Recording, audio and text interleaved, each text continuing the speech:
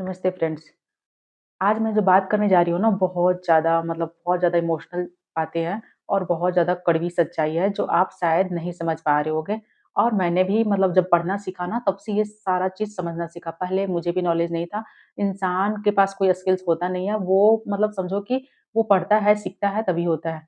तो आज मैं जेवर जो होता है ना, औरतों का जेवर उसके बारे में पढ़ रही थी कि वो जेवर क्यों खरीदती है। सबसे बड़ी बात कि हम लोग का जब शादी होता है ना, तो हमारे जो पूर्वज हैं, जो अपनी बहू को देते चले आए हैं जेवर, और वो आज का रस्म बहुत ज़्यादा दिखावा बन गया है। लोग जेवर खरीदते हैं और देते हैं, लेकिन वो दिखावा में बहुत बड़ी सच्चाई है, बहुत ज़्यादा, बहुत बड़ी सच्चाई है, जो आप नहीं देख पाते हो। आपको लगता है कि वो लोग अमीर थे, तो जेवर चढ़ा दिए, हम लोग कहाँ से ही चढ़ा पाएँगे। लेकिन ये ध्यान दिए हो कि बिना जेवर का शादी नहीं होता। जितना जिसकी औकात होती है ना, उससे बढ़ के जेवर लोग चढ़ाते हैं और इस चीज़ को हम नेगलेक्ट नहीं कर पाते। तो समझ में आया कि ये क्यों होता है, ये रीति-रिवाज क्यों रखा गया था। तो ये रीति-रिवाज पता है किस लिए रखा गया था? क्योंकि औरत को फ्रीडम मिले। जब औरत गंभीर समय में अकेले पड़ जाए और उसके साथ कोई ना हो, तो वो जेवर ही उसका पहला रास्ता खोलती है। वो सिर्फ़ जेवर नहीं होता, वो ज़िम्मेवारी होती है। वो सिर्फ़ जेवर नहीं होता, वो एक इमोशन होता है। वो सिर्फ़ जेवर नहीं होता, वो फ्रीडम होता है। और वो जेवर के साथ हमारे इमोशन भी जुड़े रहते हैं। और साथ ही साथ बोला जाए ना, तो जब भी घर में ऐसा सिचुएशन आ जाए, विपत्ति का समय आ जाए और जब सँभालना पड़े और पैसे की ज़रूरत पड़े ना, तो वो कहीं न कहीं जेवर हमारा काम आता है। तो जेवर को सिर्फ़ जेवर की तरह मत लो, इसको शान-शौकत का चीज़ मत समझो। जब भी आपके पास जब भी आपके पास छोटे-मोटे पैसे हो ना और उसको धीरे-धीरे जमा करो ना, तो एक जेवर ज़रूर खरीदो। और सबसे बड़ी बात कि वो जेवर कब किस काम में आएगा। आज मैं खान सर का एक बात सुनी कि कोई लड़की थी जो अपने भाई को पढ़ाना चाहती थी और उसका भाई के पास टैलेंट तो था बट पैसे नहीं थे। तो उन्होंने जेवर अपना रख के भाई को पढ़ाया और वो बच्चा एसडीओ बन गया। ये कहानी सुनकर ना मुझे बहुत ज़्यादा अच्छा लगा जब मैं इसका ही रिसर्च कर रही थी और ये कहानी मेरे सामने आ गई। तो सोचो कि एक जेवर कितना बड़ा रूप ले सकता है। कभी भाई का कभी भाई का हिम्मत बढ़ा सकता है, कभी पति का हिम्मत बढ़ा सकता है और सबसे बड़ी बात कि आपका खुद का पहचान बना सकता है।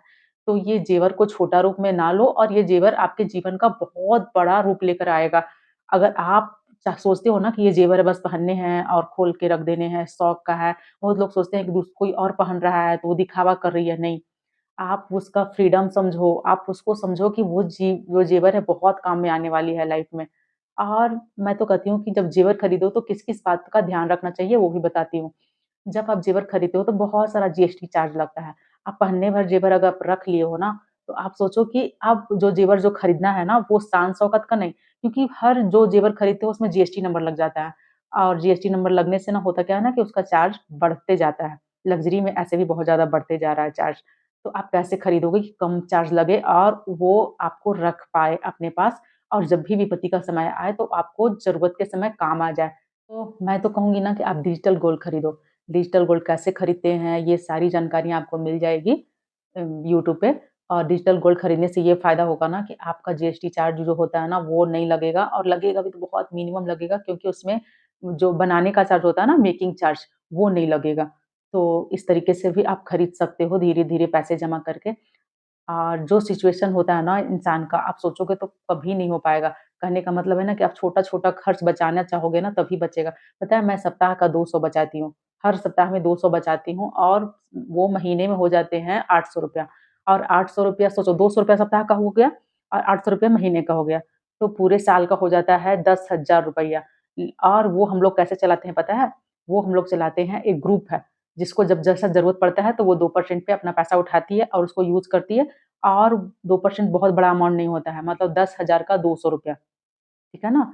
तो उसको भी हेल्प हो जाता है और जो जमा कर रही है ना, उसको भी फ़ायदा हो जाता है। क्योंकि अब ₹10,000 आपको साल में जमा कर पा रहे हो, तो आपके बजट के अनुसार आप जमा कर सकते हो। कहने का मतलब है ना कि मैं तो ₹200 जमा कर रही हूँ, आप 400 भी कर सकते हो, 600 भी कर सकते हो, ₹1000 भी कर सकते हो, जैसा आपका फाइनेंस आपको सपोर्ट करता है। लेकिन ₹200 किसी के लिए बहुत बड़ी मायने नहीं रखती है, क्योंकि ₹200 आप चाहो तो बचा सकते हो किसी तरह से, आप दिमाग लगाओगे तो। तो वो साल का हो जाता है ₹10,000। ₹10,000 का मैं डिजिटल गोल्ड खरीदती हूँ और उसको सेविंग करते जाती हूँ। वैसे-वैसे करते-करते आपको कब बड़ा अमाउंट हो जाएगा, आपको पता भी नहीं चलेगा। वीडियो से ज़रा भी आपको शिक्षा मिलती है तो आप इसको लाइक एंड सब्सक्राइब मत करना भूलना। और मिलती हूँ नेक्स्ट वीडियो में, तब तक के लिए बाय-बाय। अपना ध्यान रखो, बहुत ज़्यादा ज़रूरी है।